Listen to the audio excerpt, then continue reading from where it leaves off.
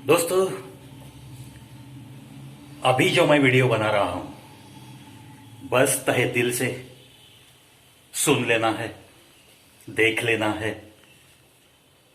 क्योंकि आजकल बहुत सारे ग्रुप्स में कुछ बहस होती रही कि क्या किया है सरकार ने, और कुछ लोग जो कि पिछली सरकार के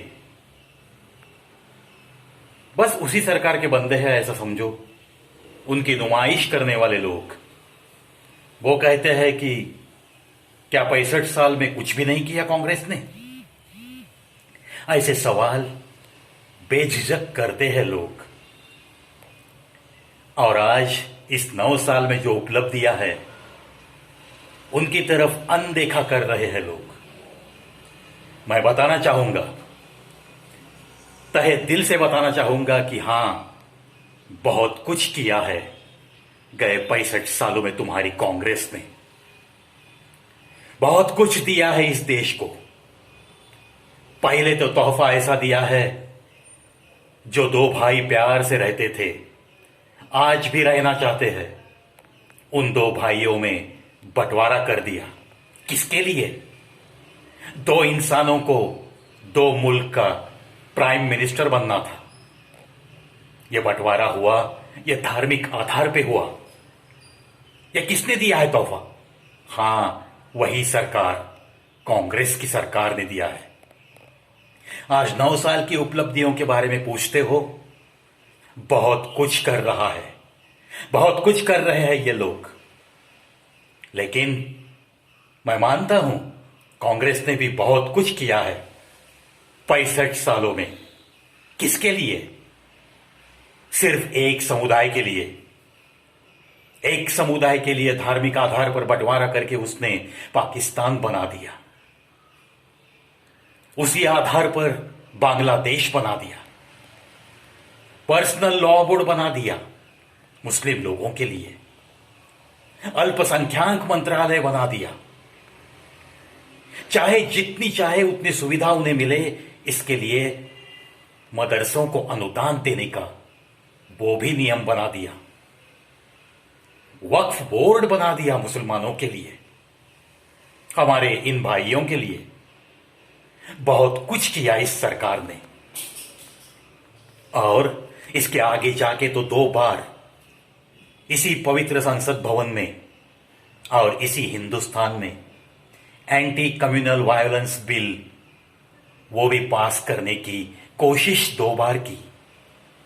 अगर ये बीजेपी वाले ना होते, अगर हम हिंदुओं को सपोर्ट करने वाले कुछ मंत्री ना होते, कुछ विधायक ना होते, और उन लोगों ने विरोध ना किया होता, तो सिर्फ 1965 या 1970 तक हिंदुओं की आबादी 10% भी नहीं रहती।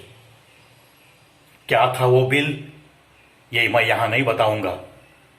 जो पढ़े लिखे हैं वो खुद जाके सर्च कीजिए, और उस बिल में क्या था।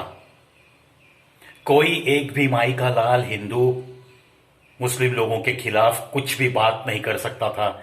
ऐसे कुछ उसमें रूल्स बनाए थे, कायदे बनाए गए थे, और अगर वो पास हो जाते तो हम कहीं के ना रहते, कहीं के ना रहते। ऐसे जो उपकार है इस सरकार के आपके ऊपर, क्या उसके बारे में नहीं सोचोगे?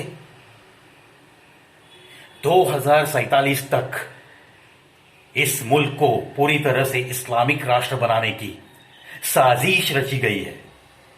हमारे उप मुख्यमंत्री जी ने एक वीडियो वायरल किया है। उन्होंने खुद बताया है कि पीएफआई, ये जो संस्था है, पॉपुलर फ्रंट ऑफ इंडिया, इसके आड़ में बहुत कुछ साजिश चल रही है अपने हिंदुस्तान, इस देश के खिलाफ। और अगर ऐसी साजिश अगर कामयाब हो जाती है, ये गुप्तचर संगठन हमें जो रिपोर्ट करती है, उसके ऊपर अगर सरकार कार्रवाई नहीं करेगी तो हम कहीं के ना रहेंगे, कहीं के ना रहेंगे। हां, बहुत कुछ दिया है उस सरकार ने 65 साल में हम हिंदुओं के लिए भी। आरक्षण देकर हमें आपस में लड़ाते रहे। जात बिरादरी ये तू इस जाति का, मैं उस जाति का, मुझे इतना आरक्षण चाहिए, तुझे इतना आरक्षण दिया है, बस इसी में मशगूल है हम लोग। और उधर बहुत तेजी से काम चल रहा है। कितनी घुसपैठी है?